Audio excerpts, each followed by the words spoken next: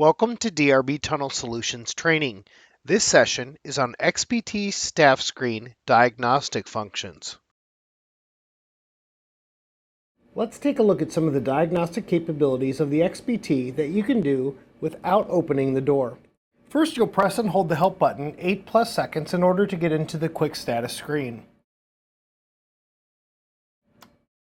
Once in the status screen, if you're prompted to enter an employee barcode, you can scan or type in your employee access code. Here I have a barcode that doesn't require PIN entry, so it's allowing me direct access. Now notice, when a vehicle is detected, but there is no RFID or license plate identified, it shows no match and it will automatically bring you up to a customer input.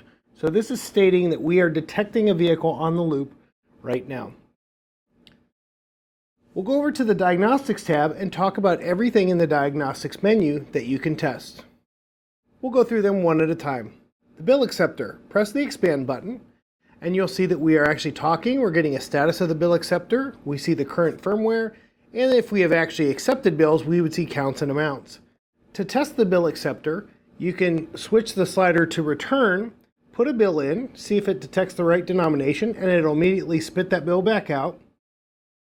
However, if you do have a key and you have door and vault access, you can stack the bills to retrieve later. So leave it on stack and you can put bills in on this screen. The last test bill denomination is shown at the bottom of the screen.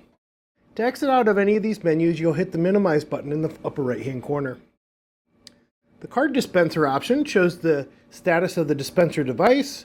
It shows how many counts or amounts are in the dispenser itself, and if you press dispense card, it will spit the card out of the dispenser at the bottom. It will show that it was dispensed and that it was taken, indicating that the sensors are being properly picked up.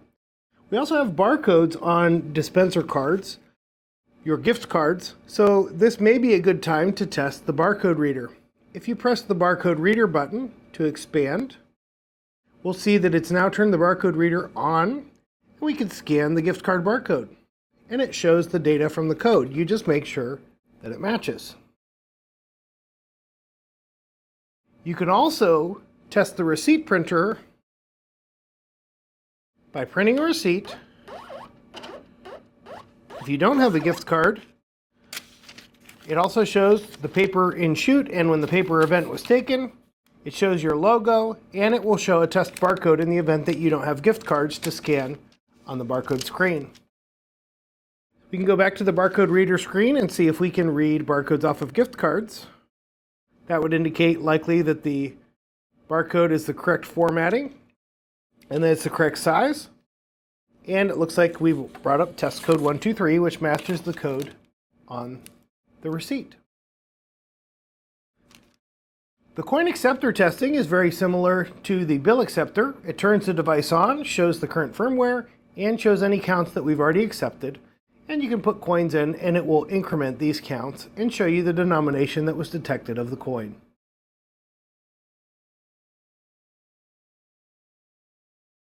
The RFID reader section will turn on the RFID reader and also give you access to change settings.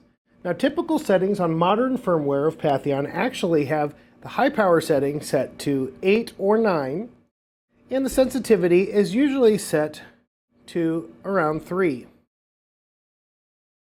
So you can save new values and this will change the values of the sensitivity and the power of your reader. Keep in mind, you only turn the low power from something other than 0 if you want to use a feature that requires 2 reads, both a high power and a low power read, in order to detect a fast pass. If you have a reader outside of an RFID shielded chute, when we're in this menu, you can hold the tag in front of the reader, and it brings up the reader data down at the bottom. You can minimize to escape out of there.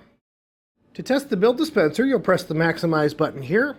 You'll see that each cassette's denominations are shown, 1 and 5. Now this may be a little confusing. Cassette 1 is indicating the bottom cassette in the XPT, and cassette 2 is indicating the top cassette. It does matter that you have the right denominations in the right cassette.